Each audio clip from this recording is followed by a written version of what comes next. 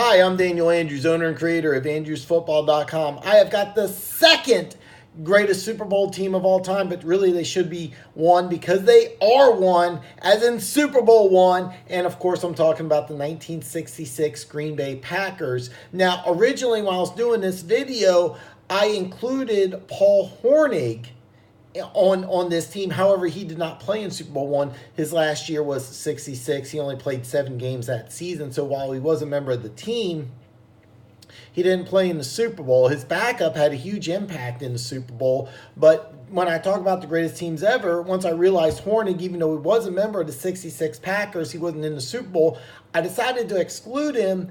And then I thought, well, should the 78 Steelers be in there or should be 66 Packers? So normally I save this for the end of the video, but I'm going to start it off. Why are the 66 Packers better than the 78 Steelers? All right. First of all, Lombardi over Noll. And I cannot emphasize this enough. Chuck Noll gets a bad rap. Nobody talks about Chuck Noll as being one of the greatest Super Bowl coaches of all time, being the greatest coach of all time. Nobody says this, but he's 4-0 in Super Bowls. He took a team that was garbage. Look up the 60 Steelers. His first year in Pittsburgh, 1-13. Ask Steve Wilkes, 1-13 will get you, but he was coach fired after a 3-13 year, his first year in Arizona. So here's Chuck Noll, starts off 1-13, turns it into one of the greatest dynasties of all time. You can argue 70 Steelers are the greatest dynasty of all time. I'd have a hard time countering that. So I think he gets a bad rap. But one thing about Vince Lombardi is he came up with the Packers sweep. Of course, he aptly named it after himself. Now you have to realize he had 2 Hall of Fame offensive linemen. And here's the thing. I'm going to look here. Jerry Kramer got into the Hall of Fame this year. Should have been in over a dozen years ago, but he's in now. You have to realize Greg and Kramer manned the right side of the offensive line. I talked about in my Raiders video, Shell and Upshaw. I'm sorry. They're the best left side of the offensive line of all time. This is the best right side of the offensive line of all time. And, part of it was tandem. But what they did that was so innovative is that they ran a sweep. Now, if you remember, or better yet, you're a football fan, you've seen the jet sweep. This just happened a few years ago. All teams do it.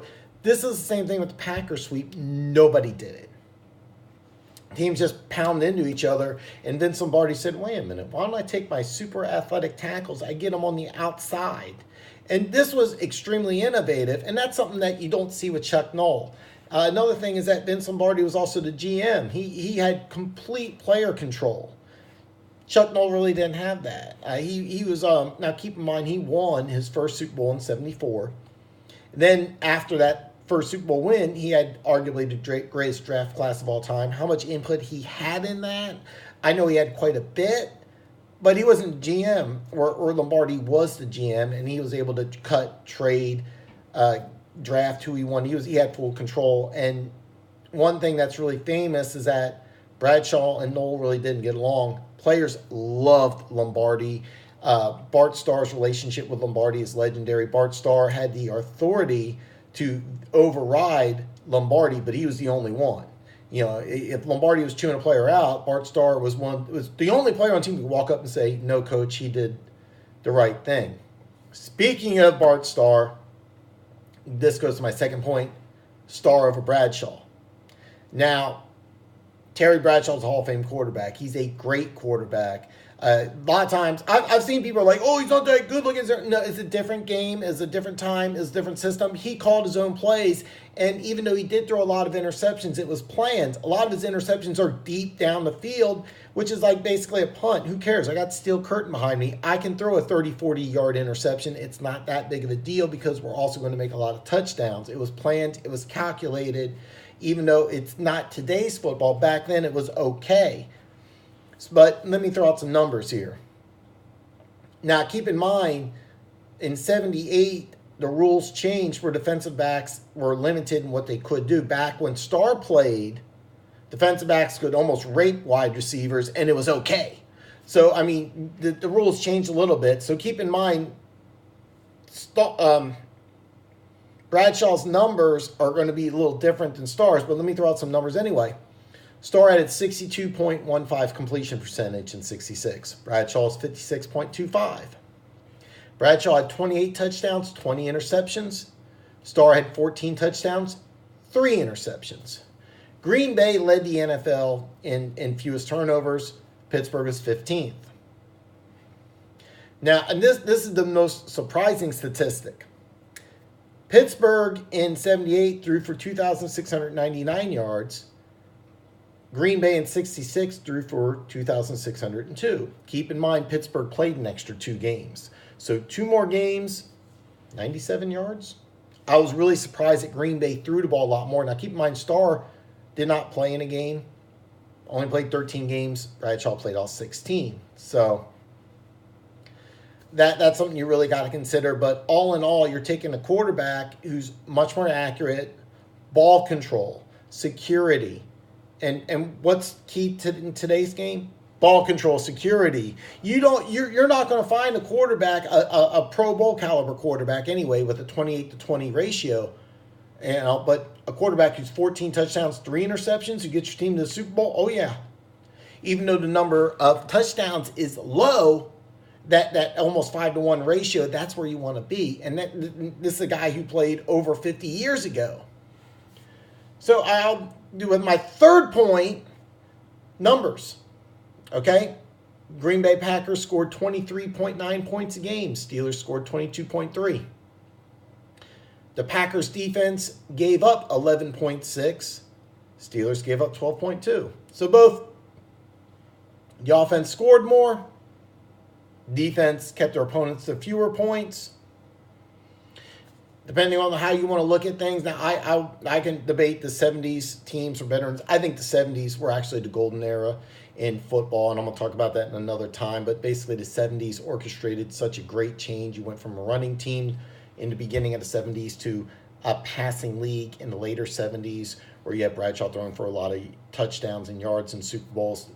Eric Coryell started off in 79, changed football forever. Anyway, different topic, different video, but now, keep in mind, with Hornung out, the Packers have 6 Hall of Famers on defense, 4 on offense. So the Hall of Famers match. There's 10 Hall of Famers on both teams. By the way, look at the Patriots and look at the Rams. Are any one of those teams going to have 10 Hall of Famers? I honestly don't think you could put 10 Hall of Famers together. I was doing some thinking here. Actually, the Rams have a possibility. I was thinking 6, if you include McVay, 7. That's maximum. That's Sue, Donald, Peters, Talib.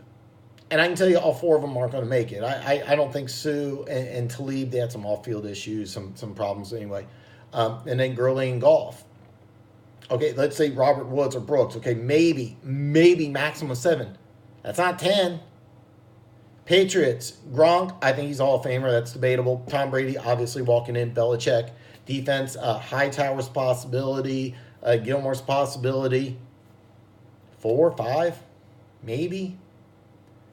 Nowhere near 10. Both these teams have 10. Of course, at Hornung, it's 11. Now, here's the thing. The NFL Network, and this is the blueprint I'm going off of. The NFL Network has the top 10 defenses of all time. And I'm going to use the top 4, because the 5th one, they substituted a team. I'm not going to go in detail, but it goes Steel Curtain, 85 Bears, Lombardi's Packers, 69 Chiefs. Now, I can argue Lombardi's Packers are too low, because the Bears only have 3 players in the Hall of Fame. The Bears, 85 Bears, they gave up 12.4 points a game. This Packers team gave up 11.6. This Packers team has 6 members in the Hall of Fame. The 85 Bears only has 3. Now, the Steel Curtain, most people think that 76 Steelers had the greatest defense of all time. They give up like 9.9 points a game. They have 5 members in the Hall of Fame, but the 78 Steelers team gave up more points than this team. But here's the thing. The Packers have 6. 6! Back then, you played 11, so over half. All right? 6 members of that defense is in the Hall of Fame. If you're going championships, Packers won 61, 62, 65, Super Bowls 66 and 67. So you have more wins, more Hall of Famers, fewer points scored in the winning Super Bowl teams. Now, I'm not going to sit here and disagree with the NFL Network, but my point is I can make a strong case Lombardi's Packers have a better defense than Chuck Noll's Steelers. However, let's go with the NFL Network calling the Steel Curtain greatest defense of all time. Lombardi's Packers still third greatest defense of all time. So, and this is my final point, is that out of the first 4 Super Bowls, and keep in mind this is the NFL versus the AFL. These were 2 opposing leagues. The championship games were seen as the championship games. This was more or less an exhibition. There was only 4 games played. Packers won 2. The AFL won the other 2, Super Bowls 3 and 4. The 2 best teams in the AFL were Kansas City and Oakland. That's who Lombardi's Packers beat, was the very best, and they crushed them, 35-10 and 33-14. 78 Steelers played against a very good 78 Cowboys team, won by 4. So, to sum up, the reasons why I think the 66 Packers are better than the 78 Steelers: better head coach, again, both Hall of Famers. Better quarterback, again, both Hall of Famers. Better numbers. More points scored, less points given up on defense. If you're counting championships, more championships. Plus, I can make a strong argument Lombardi's Packers are better than Chuck Noll Steelers. Not a point. I'm not saying that, but I can make that argument. So 4 points plus an argument.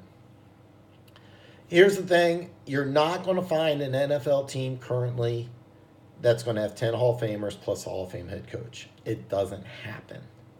The longevity of how long the Packers stayed together, how long they worked together to get to this point, how much they loved Lombardi, how Lombardi was. Because there's only a handful of coaches today, and Bill Belichick's one of them, that are both the general manager and head coach. Now, Andy Reid is, even though he's not technically a general manager, he's pretty much general manager. Come on. Sean Payton kind of has that kind of control, more or less. He's basically in control of player personnel. He's been there long enough. He has enough control. That John Gruden, of course. I think I've named all of them right there. I might be missing one. But for the most part, Vince Lombardi had much more control of the roster. And every single one of those players loved him. It wasn't like Noll and Bradshaw. Those 2 guys really didn't love each other. Starr would run through a brick wall for Lombardi. All of those players would. I don't know you're really seeing the same thing with Chuck Noll. So, anyway, that is my logic. Coming up next week, the greatest, number 1, the greatest Super Bowl team of all time. I know you can't wait. I can't wait. I'm giddy. I'm excited. Oh, yeah, by the way, there's this little button. It's right here. See it? It's red. Bam! Hit that button. Become one of the greatest people on planet Earth. Wait till next week where I reveal the greatest Super Bowl team of all time. But until then, until next time.